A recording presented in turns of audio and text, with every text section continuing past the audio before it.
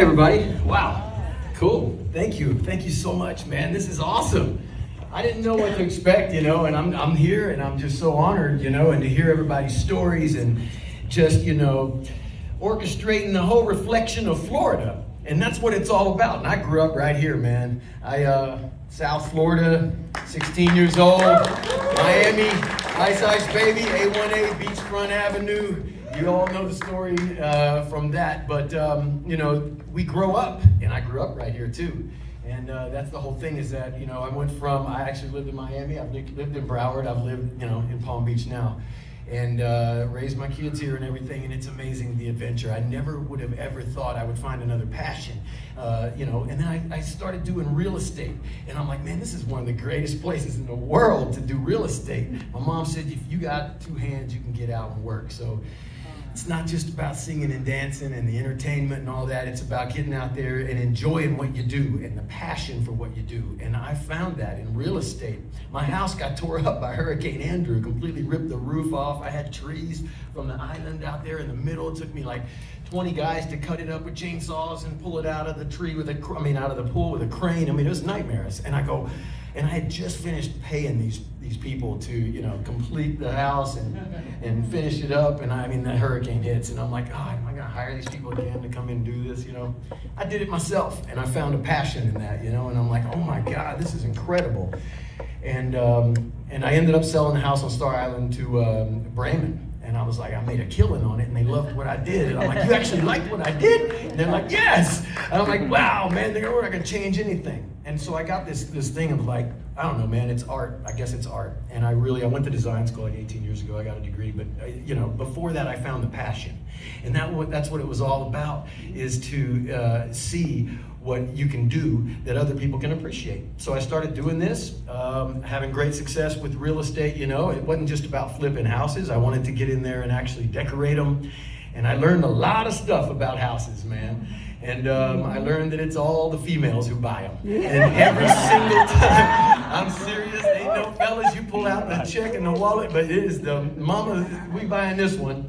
And this is where we're gonna live and raise our kids. And I've gotten notes from people, from some of these houses I've built.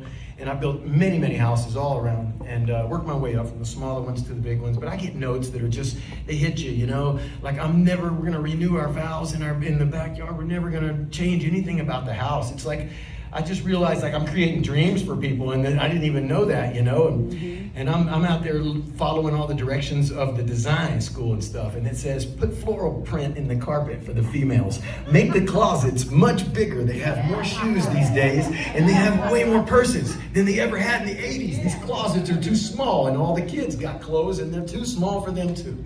So I started building these closets and everything, just ginormous, right? I put in like ladies' shoe rotisseries, because I'm in Palm Beach, so we got the luxury all down here in South Florida. And I was like, I don't know, and then it led to Forbes. They were like, the question was on this interview, it was, how did you not end up like MC Hammer? And I said, well, I do construction. And they're like, what? And I'm like, yeah, man. And it was really weird because it was a small piece, only like maybe 3 or 4 seconds on behind the music for MTV, for VH1.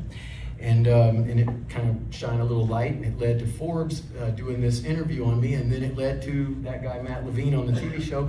He said, he comes into Palm Beach, he goes, you do real estate? And I'm like, yeah, man. And he goes, do you mind if I come in tomorrow and film? Do you have anything going on right now? I said, yeah, I'm doing a house here in Wellington, big, beautiful mansion out here in Polo Land. And he goes, so can I come in tomorrow and film this? And I go, why? He goes, I did your behind the music thing, and I produced that, and I was thinking about, coming in here and just seeing what you do. And I'm like, I don't care, man, come on in, I didn't even get it. I was not interested. I'd never pitched my show. I never thought about having a TV show on construction. In fact, I didn't even want to have a TV show.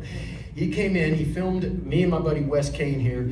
We were, doing this house, and he says, this is great. And before he got on the airplane, he uploaded it to HGTV, and they said, you got a deal.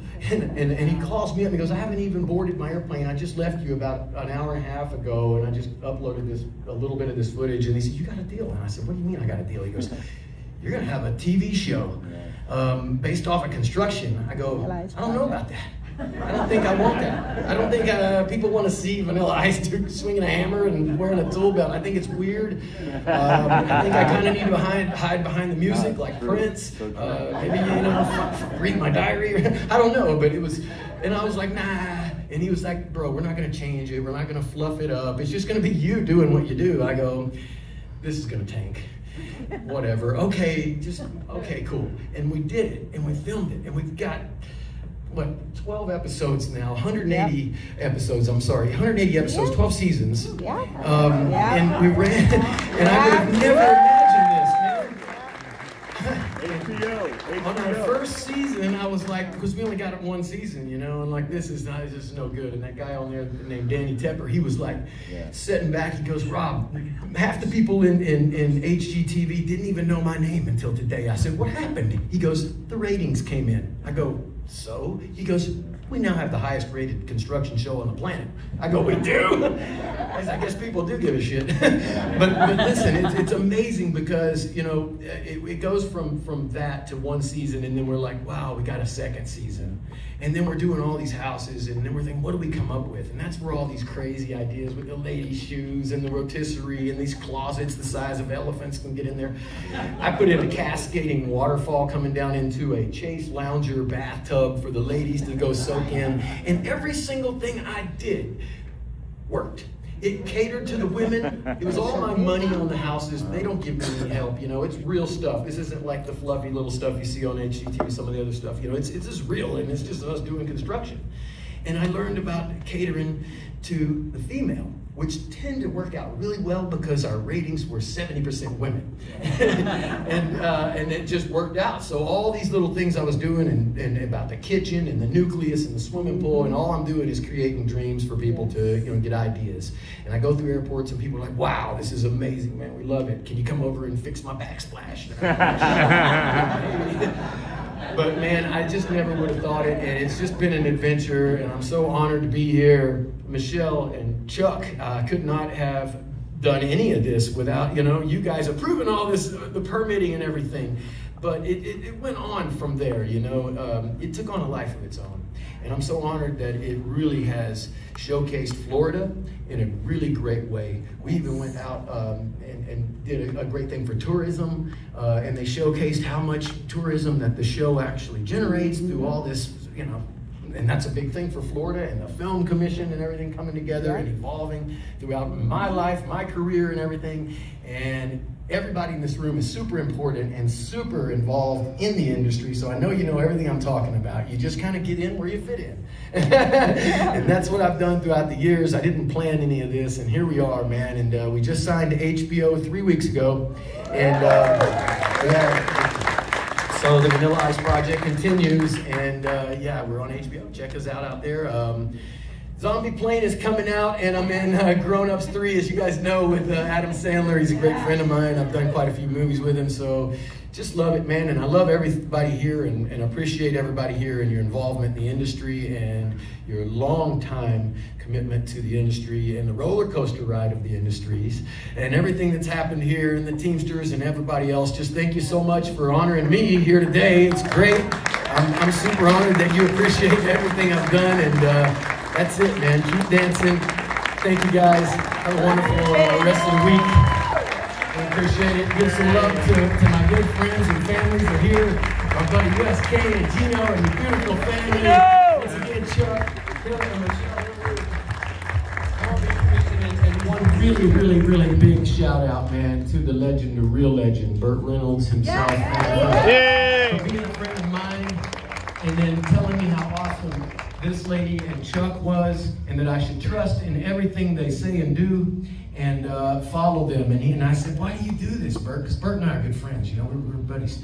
He says, Rob, it's for the children, man. They follow you, they see you. You got to carry on the legacy, continue their, excitement and to showcase their talent. And that's what these two right here have done, and all of you guys in this room help showcase all the talent. So thank you so much. Appreciate it. Yay!